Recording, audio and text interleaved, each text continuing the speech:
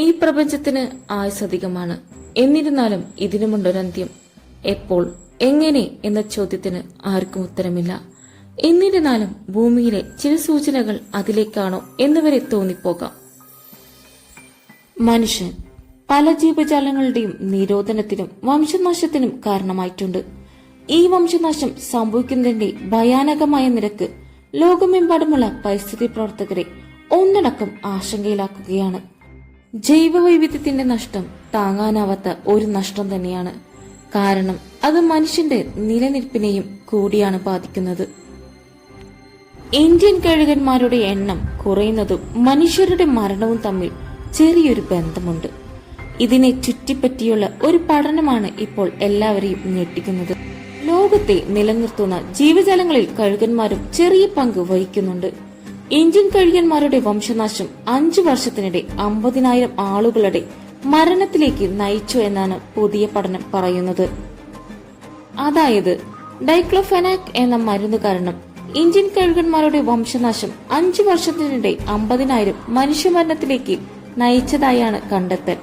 കഴുകന്മാരുടെ കുറവ് മൃഗങ്ങളുടെ ശവശരീരത്തിൽ നിന്നുള്ള അണുബാധയുടെ വർധനവിന് കാരണമാകുന്നു. അതുകൊണ്ട് തന്നെ അത് മനുഷ്യന്റെ മരണത്തിലേക്കും.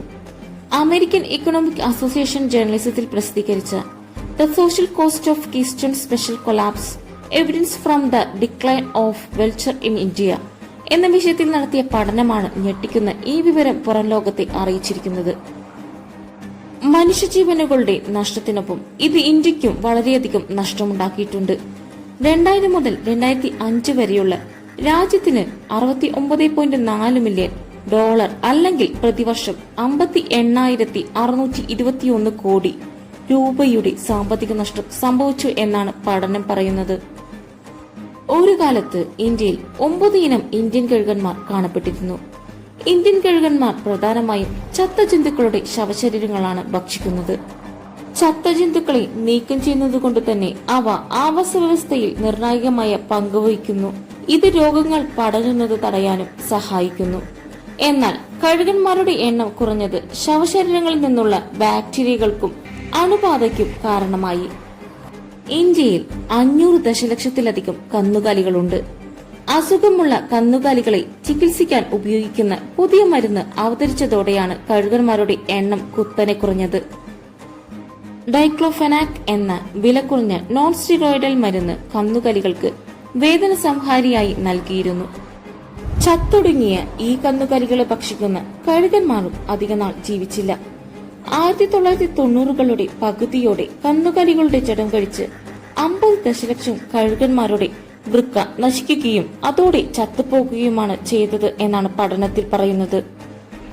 2006 വെറ്റിനറി ഉപയോഗത്തിന് ഇന്ത്യൻ സർക്കാർ ഡൈക്ലോഫെനാക്കിന് നിരോധനം ഏർപ്പെടുത്തി.